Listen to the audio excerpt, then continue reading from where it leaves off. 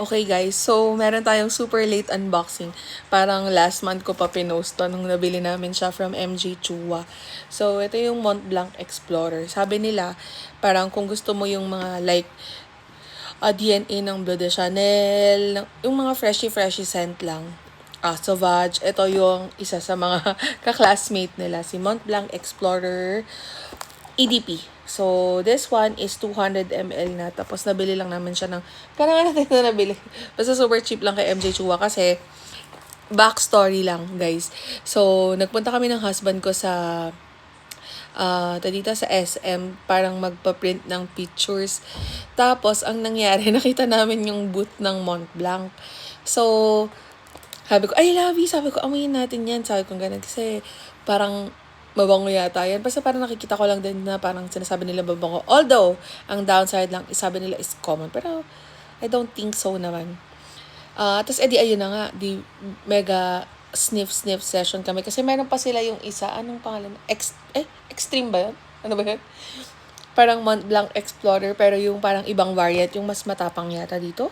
Or elixir or something. Basta nalimutan ko na.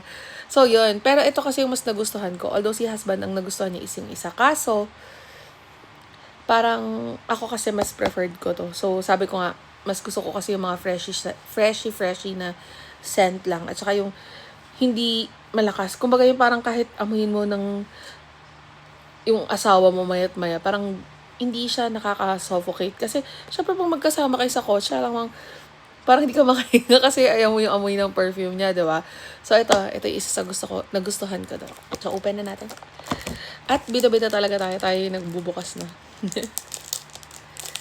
Yan. Tapos, kinonfirm ko ba? Sabi ko, kasi first time ko mag-open pala ng Mont Blanc na may sticker. First time ko mag-open na perfume na may sticker. Tapos, finareway ko ba kay MJ Chua. Sis, ganun ba talaga yung Mont Blanc? May sticker ba talaga? Tapos, nanood ako ng mga perfume reviews. Meron naman pala talaga siya. So, yan. Tabi lang natin siya dito. Yung ko sirain yung cellophane kasi gusto kong kinikip yung box kasi just in case. Hindi, wala lang. Parang pag nag-decide lang ako na gusto ko nakabaksa sila ulit. Andyan lang sila, maayos sila, organized. Tapos, although ngayon kasi naka-organize naman siya dahil parang, ewan ko kung nakita nyo naman yung previous TikTok ko na parang yung collection ng perfume ng asawa ko, pinost ko siya as nasa isang shelf lang na gano'n. Tapos, may 3-layer na binili ako sa Shopee. Parang 150 pesos lang yata yun. Nandun siya. Maganda siyang tignan. Tapos, inorganize ko siya by yung isa, parang Middle Eastern na by color. Tapos, yung sumunod is yung mga designer frags niya. Then, next is yung mga Middle Eastern na parang sabog yung kulay. Like, random yung kulay niya.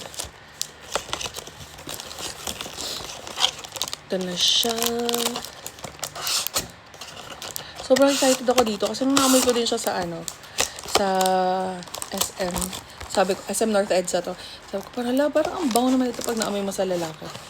Sakto, biglang nag-post si MJ Chua. Di syempre, ayun na nga, nabudol na nga kami. Laki.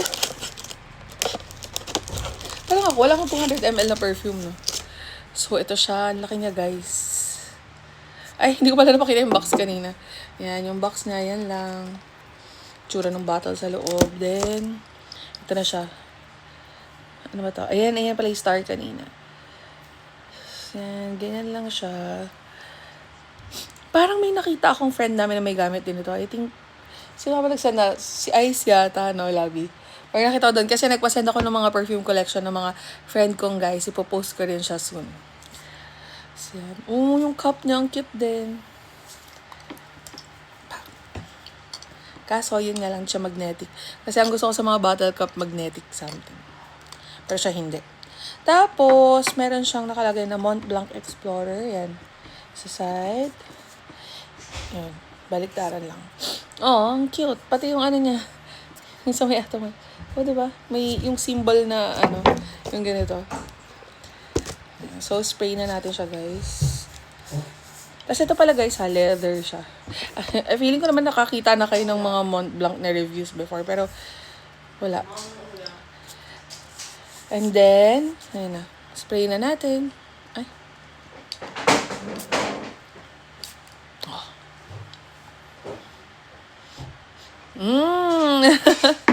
Parang, alam ko na kung anong pinagkaiba niya kay BDC Lavi. Parang mas sweet siya ng konti, na? Bango. Spray natin sa skin.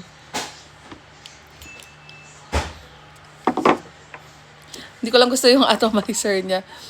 Parang hindi, no? Kasi nasanay ako sa mga Middle Eastern fragrances na parang usually walang pangit na atomizer sa kanila. As in, like, pag nag-spray, shh, shh, ganun talaga. Pak na pak. Ayan. Okay.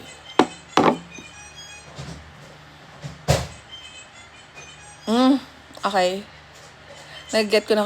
Nagigets ko na kung bakit nila sinasabing kaamoy ni Sauvage.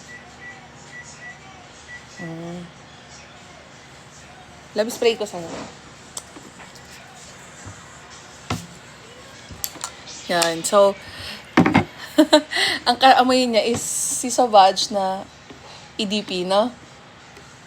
Kasi I have a friend na, si Japoy. Sobrang addict niya sa Sauvage. Kasi nakita niya sa King Daland. So, bumili rin siya ng Sauvage na EDT tsaka EDP. So, naamoy ko sa kanya. This one, para siyang kaahawig ng amoy ng EDP ng Sauvage. Pero at the same time, yun nga, ang scent naman niya is fresh, pero a bit masculine, na parang woody, na somewhat a bit citrus, yung kung paano mo i-describe yung scent niya. Tsaka siya, parang hindi, feeling ko malakas siya, pero yung projection niya, feeling ko hindi siya yung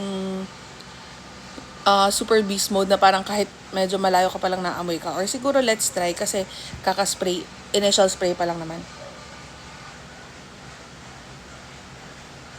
Kaya din pala hindi ako nagsispray sa papel kasi nasasayangan ako. Sa balat ko na lang. Sobrang bango niya. Parang nga siya, parang woody talaga yung scent niya. Natin. Parang, makaamoy mong perfume na ganito? Wala, no? Meron ba? Pero kasi siya, sa opening niya, parang may a bit sweet ako na nasagap. Hindi ko alam kung ano yan.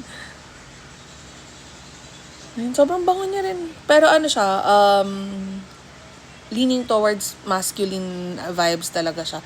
Kumbaga ito naman, kung si Marwa kanina is more on yuppies, ito naman is yung parang mga executive type, mga boss, mga managers, gano'n. So, alam mo yung amoy yung tipong, kunyari dumaan ka sa BGC, tapos nakakita ka ng mga